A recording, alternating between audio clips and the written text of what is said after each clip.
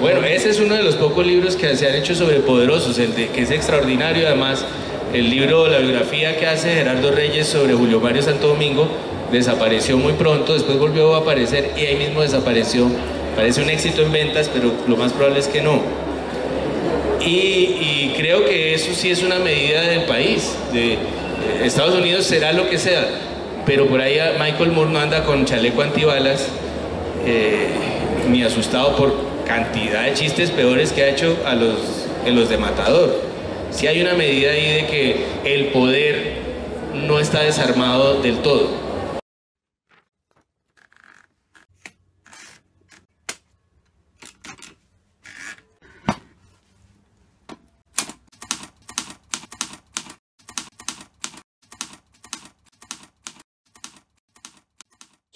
El conflicto que ha habido históricamente en Colombia entre la literatura y quienes quieren dominar una cierta versión de la historia.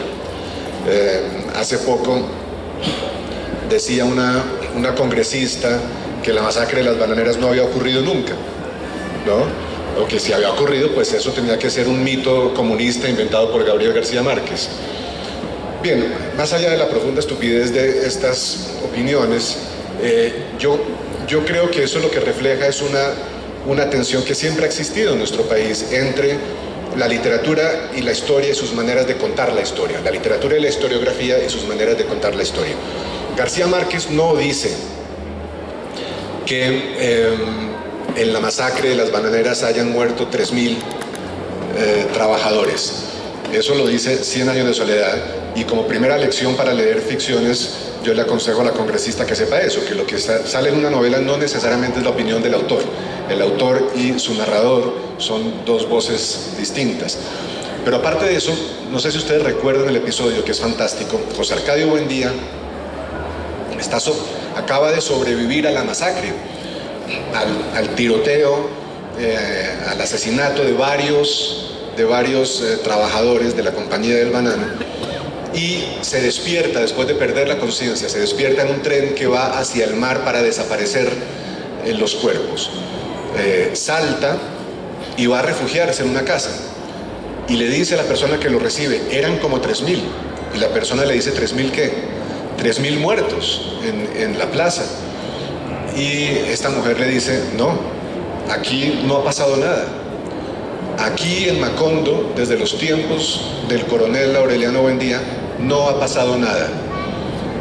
Lo que García Márquez quiere poner en escena, lo que nos pide a nosotros, sus lectores, que recordemos, es la fragilidad de la historia. Es el intento que siempre hacemos por olvidar cosas que es necesario recordar, o el intento que siempre harán algunos por suprimir u ocultar los hechos incómodos, dolorosos de nuestro pasado, para defender determinados intereses. Y esa es una reflexión muy interesante y muy pertinente, que nos pide a nosotros, los lectores de novelas, que utilicemos la novela también a veces como medio para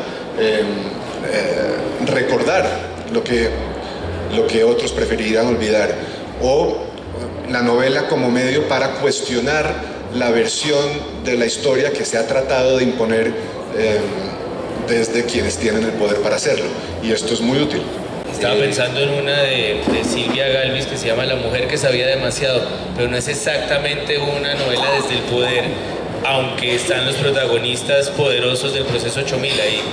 Es la historia de la mona retrechera que acaba muerta, y es una novela policíaca muy interesante, pero usted tiene razón en que el punto de vista del poderoso no está frecuentemente en la literatura colombiana. Creo que en general en los libros colombianos, no solo en la literatura, uno ve que cada expresidente de la República, por ejemplo los que están vivos, tienen su propio libro de memorias sobre su gobierno. Es decir, pronto, al año que se va un presidente, creando un gran alivio en el país, inmediatamente escribe sus memorias y sus memorias son su versión de los hechos absolutamente endulzada y aumentada y corregida, mejor dicho, es de su gobierno aumentado y corregido. Ernesto Samper tiene su libro de memorias, César Gaviria lo tiene, Andrés Pastrana lo tiene, que es increíble que haya podido escribirlo. Y luego está Álvaro Uribe, tiene su propio libro de memorias en la que se comparaba con Batman, si ustedes se acuerdan, llegaba a decir que él era como un caballero de la noche. En ese sentido, además.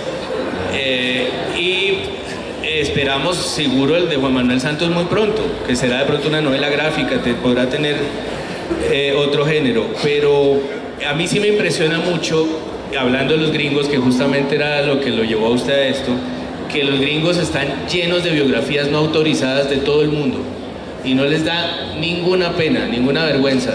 Hay la novela, la biografía no autorizada de Bush, entonces hay una cantidad de miserias que ha hecho Bush en su vida. Está la biografía no autorizada de Clinton y entonces uno se entera de pues todas las amantes y una cantidad de barbaridades también. Pero aquí no existe la biografía no autorizada de César Gaviria, por ejemplo, que yo creo que sería interesante. ¿Por qué no existen las novelas, los libros sobre los poderosos, las biografías sobre los poderosos? ¿Por qué no existen las novelas desde el punto de vista de los poderosos? Porque les tenemos pánico. Aquí todos tenemos pánico, mucho miedo. Vivimos con la seguridad de que aquí a uno lo pueden matar. A mí me parece que eso lo tenemos todos claros desde que empezamos como a ser un poco más adultos. Y entonces Michael Moore en Estados Unidos puede hacer 5 películas contra Bush, puede hacer un stand-up entero contra Trump, y lo peor que le puede pasar es que lo detesten mucho. Pero yo nunca veo a Michael Moore pensando que lo van a matar. Mientras uno ve a Matador con chaleco antibalas y 3 escoltas por haber hecho un dibujo del candidato Duque como marrano.